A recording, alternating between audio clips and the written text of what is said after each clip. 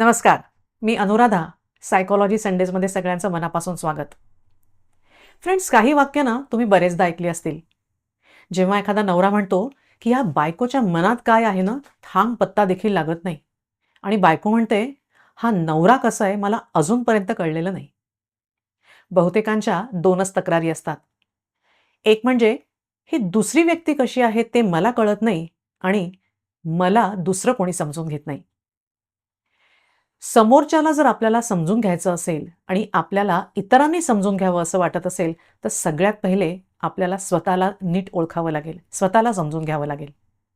ग्रीकमध्ये म्हणतात, no thyself, म्हणजे स्वतःला ओळखा. आता तुम्ही म्हणाल, एखादी व्यक्ती स्वतःला ओळखत नाही, असं कसं शक्य आहे? अगदी बरोबर. पण बहुतेक वेळेला आपण जे स्वतःला ओळखतो, ते इतरांच्या नजरेतून, इतरांच्या विचारातून.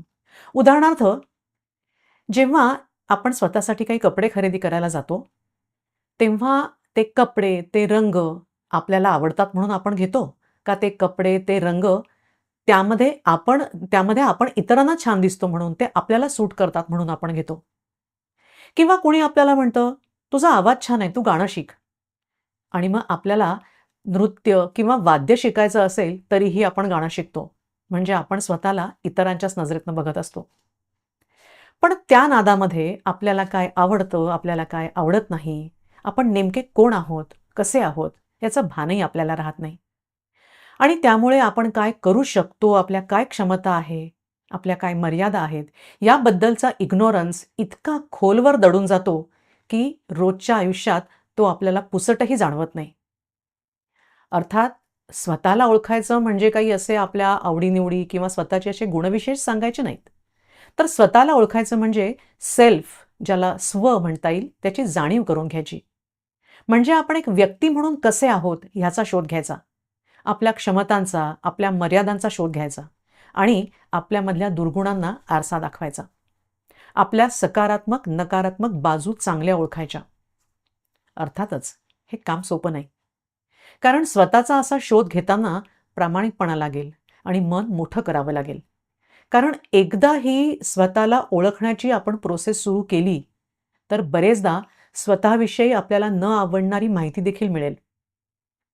आणि मग त्या माहितीला नाकारणं किंवा तिचं समर्थन करणं आपल्याला टाळता आलं पाहिजे. कारण जेव्हा आपण असा स्वतःचा शोध घेऊ, तेव्हा आपल्याला हे कधीतरी कळेल, त्या प्रवासात कधीतरी कळेल, की आपण स्वतःला वाटतो तेवढं किंवा इतरांना देखील वाटतो तेवढं कदाचित चांगले नाहीत. आणि क्वचित आपल्यामध्ये देखील काही मॉन्स्टर आहे, हे देखील लक्षात येईल. जसं आपण कापट आहोत, भिडस्त आहोत, आपल्याला लोकांना नाही असं म्हणता येत नाही. आपण कुरकुर करतो आणि असं बरंच काही स्वतःविषयी आपण शोधत जातो. एखाद्या व्यक्तीच्या जसं लक्षात येईल, की ती इतरांना अनेक सूचना करते. अर्थात त्याचा हेतू चांगला असला तरी इतरांना इरिटेट होईल इतक्या ती सूचना करत असते, असं तिच्या स्वच्या शोधात तिला लक्षात येईल. किंवा काही पालक आपल्या मुलांना त्रास होऊ नये म्हणून त्यांच्यासाठी अनेक डिसिजन स्वतःच घेतात. पण जेव्हा ते पालक असा स्वतःचा शोध घ्यायला लागतील, तेव्हा त्यांच्या लक्षात येईल, की अशा वागण्यामुळे आपण आपल्या मुलाचे डिसिजन मेकिंग स्किल्स वाढूच देत नाही आहात. किंवा आपली स्वप्न मुलांनी पूर्ण करावी या नादामध्ये मुलांच्या स्वप्नांचा आपण विचारच करत नाही आहात. पण जेव्हा असं आपल्याला स्वतःबद्दल कळत जाईल, ते मान्य करायला धैर्य लागेल. आणि म्हणूनच ते जितक्या लवकर कळेल तितकं चांगलं, कारण त्यामुळे कधीतरी क्वचित डोकावणारा जो मॉन्स्टर आहे, त्याला सुद्धा आपल्याला नियंत्रित ठेवता येईल. आणि मग एका प्रगल्भ व्यक्तिमत्वाकडे आपली वाटचाल सुरू होईल. पण त्याच्यासाठी आवश्यक आहे ते सगळ्यात पहिले स्वतःकडे अत्यंत त्रयस्थ नजरेनं बघणं. म्हणजे ही पहिली पायरी आहे. जसा एखादा थंड रक्ताचा प्राणी सभोवती बघतो, तितक्या थंड नजरेनं कुठलीही प्रतिक्रिया न देता फक्त निरीक्षण करणं, तसं आपल्याला स्वतःचं निरीक्षण करावं लागेल. एखाद्या अनोळखी व्यक्तीकडे बघावं, तसं स्वतःकडे बघावं लागेल आणि अनेक प्रश्न विचारावे लागतील स्वतःला. जसं मी कसं बोलतो? मी लोकांचं नीट ऐकून घेतोय का? माझ्या भावनिक प्रतिक्रिया कशा असतात? मी जे काही करतो त्यामुळे माझी व्यक्ती म्हणून काही गुणात्मक वाढ होतीये का? इतरांना माझा आदर वाटावा असं माझ्यात काय आहे? माझ्या जवळच्यांना माझी भीती वाटतेय का? माझ्या कृत्याची लाज वाटावी असं मी काही करतोय का? मी खोटं बोलतोय का? मी कोणाला फसवतोय का? मी जे काही करतोय त्याच्या मागे माझा नेमका हेतू काय असतो? मला कुणाचा राग येतो? माझं वागणं जेन्युइन आहे का? की मी मुद्दाम कुणाला तरी इम्प्रेस करण्यासाठी किंवा माझी मी जी एक छान इमेज तयार केलेली आहे, ती जपण्यासाठी विशिष्ट पद्धतीने वागतोय? मी आत्मकेंद्री आहे का? मी स्वतःला शहाणा समजतो का? मला कशामध्ये रस आहे? मला काय आवडतं, की ज्याचा मी ध्यासाने उत्स्फूर्तपणे पाठपुरावा करू शकेन?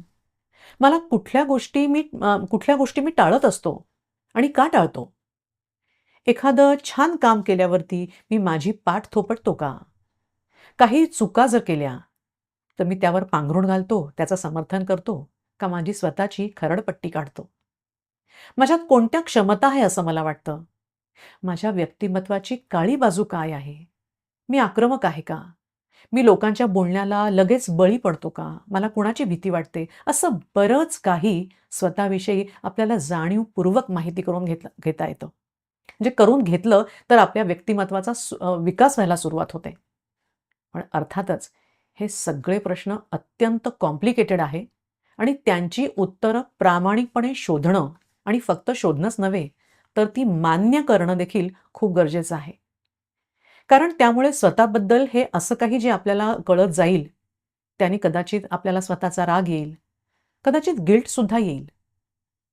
पण त्यात न अडकता आपल्याला त्यावेळी स्वतःचे आभार मानावे लागतील आणि किमान यावेळी तरी आपली पाठ थोपटावी लागेल, की चला आपल्या लक्षात तर आलं. कारण त्यातूनच आपल्याला आपले वीकनेसेस आणि स्ट्रेंथ्स कळतील आणि अर्थातच सुधारण्याच्या जागा देखील. मजेची बाब अशी, की स्वतःला शोधण्याच्या ह्या प्रवासामध्ये आपण स्वतःबद्दल जितकं निगेटिव्ह शोधू, तितकं अधिकाधिक चांगले होत जाऊ. आणि हे करताना आपला अहंकार कधी गळून पडला हे आपल्याला कळत देखील नाही. पण हे सगळं करताना ना जाणीवपूर्वक फक्त एक लक्षात ठेवायचं, की ही स्पर्धा जी आहे, ती फक्त आपल्यासोबतच असेल. म्हणजे दुसरं कुणीतरी आज कसं आहे, त्याच्यापेक्षा आपण काल कसे होतो यावर आपल्याला विचार करायचा आहे. कालचा मी आणि आजचा मी ह्याच्यात मला काय बदल करता येईल यावर विचार करायचा आहे. तेव्हा कायमच कालचे आपण ह्याला आव्हान देत गेलो, तर उद्याच्या अधिक सक्षम आणि अधिक विचारशील स्वचं स्वागत करता येईल.